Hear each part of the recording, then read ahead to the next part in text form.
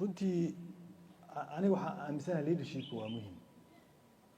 maxaa see looga bixi karaa?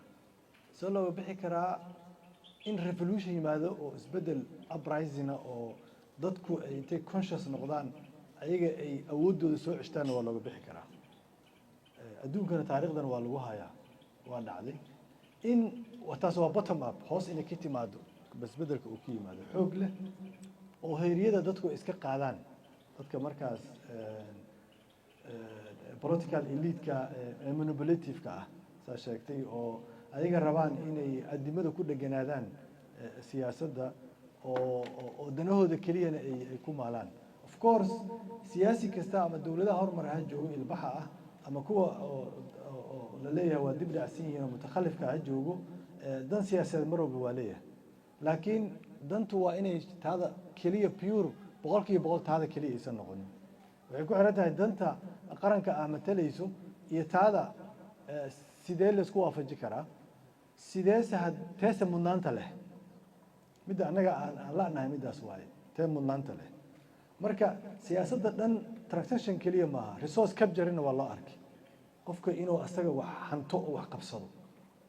oo ayadiyaana waxay tahay dowladda fiiri stateka waxaa loo arkay meesha keliya ee resourceka laga heli karo, competitionkiina loolankiina ayadii uu ka jiraa. sababtoo waxaa loo arkaa inay tahay meesha wax laga dhufsan kara inay tahay. waxaan maraynaa dal, waxaan joognaa qof isbaare loo dhiibo loo tahdiideynayo. qofkii laga qaadane oo asna xanaaqaya iyo tolkiisa bay xanaaqayaan. hadi imagine waa isbaaro.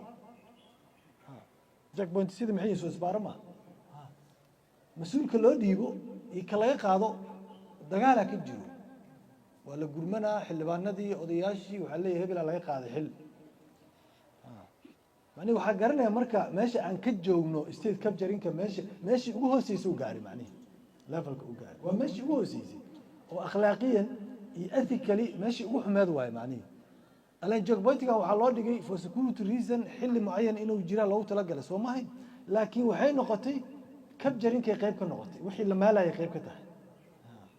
marka xildhibaankii iyo odayaashii difaaca qofka meesha joogo oo waa la isdagaala xataa hebelaa laga qaaday hebelaa loo dhiibay.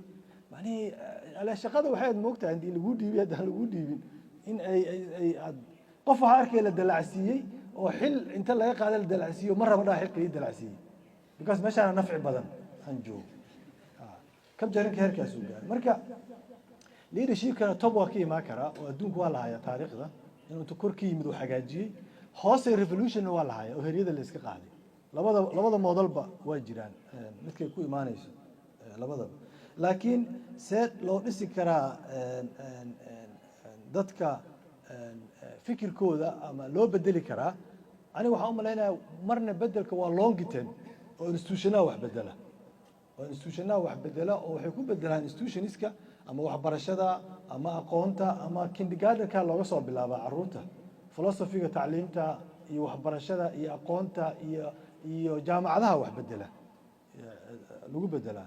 mararka qaarkoodna waxaa bedelaya wacyi, haddii quick la rabo dadka in wacyigooda la dhiso, wacyiga dadka in la dhiso oo la kobciyo dadka wacyigiisa, oo doodahan oo kale iyo muxaadarooyinkan oo kale iyo qoraalada iyo dadka waxaas in la badiyo oo dadka wacyigooda in la dhiso. tabarta annaga hadda aan heli karno waxaa waaye maadaama statekii awood u lahayn inay reform ku samayso ama ay dib u habeen ku samayso tacliintii iyo waxbarashadii iyo philosophygii tacliinta la hagaajiyo, waxaa aan dhihi karnaa in wacyiga la bedelo.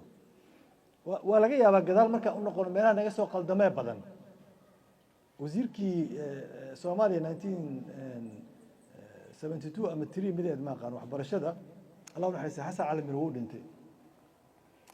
PhD oo markaa uu ka soo qaatay Yale University. Yale waa Ivy League jaamacadaha Mareykanka ka mid tahay. asagii madaxweynaha waxay isku qabteen minimum instructionka waxbarashada tacliinta oo sare wax lagu baranayo Ingiriis ha noqoto iyo Talyaani ay noqonay. wuxuu yiri Talyaani adduunka meel looga hadla ma arko, wadan laga adkaaday faashista ah, dagaalkii adduunka laga adkaaday meel uu jooga ma jirto. adduunka hadda aqoontiisa tacliintiisa waxay ku dhisan tahay systemkan ingiriiska anglo saxonka oo maraykanka halkaasaan aadaynaa madaxweyne waa diiday wuxuu yidhi talyaani waxay dhaheen jaamacadda annagaa dhisayno macallimiinta annagaa sponsor garayna dhaqaalaha annagaa bixinayno marka waa in luqadeena wax lagu bartaa marka imagine haddii anaga medium instructionkeena oo wax tacliinta sare oo ingiriis ahaa lahaa xilligaas laga dhigi lahaa waa go-aan mistake oo la qaatay maanta muu malaynaya inaan meeshaan joogno aan joogi lahayn waxay kenya inooga bedelan tahay kenya waddan aqoon taalo waxay keeneenna waxaa waaye inay tacliintooda ku saleeyeen luqadda markaas adduunka ka ahayd luqadda ilbaxnimada iyo hoggaanka iyo casriga qofka kenyaanka xataa ka shaqaynaya meesha shaqada ugu hooseysa luqadda ingiriiska fluency u yaqaanaa marka human capital ay leeyihiin meesha human capital ka imaanaysani waa waxbarashadaas madaxdoodiina ay garteen inay maalgashadaan ayagana ay go-aankaas qaateen inay raacaan luqadda ay ka dhigtaan boqolaal luqadoo kala duwan ay ku hadlaan dalka markii la yidhaahdo marka inuu hoggaanka visionary yahay oo keliya markaas danaynin xataa yaa wax kuu dhisi kare wax kuu qaban kara haddeertaan keliya oosa xataa wax ku dhisin maaha keliya adiga maxaa qabsan kartaa inaad qolo ku tirahdo annagaa waxaan samaynaynaa go-aan ku qaadato nafteeda qalad ah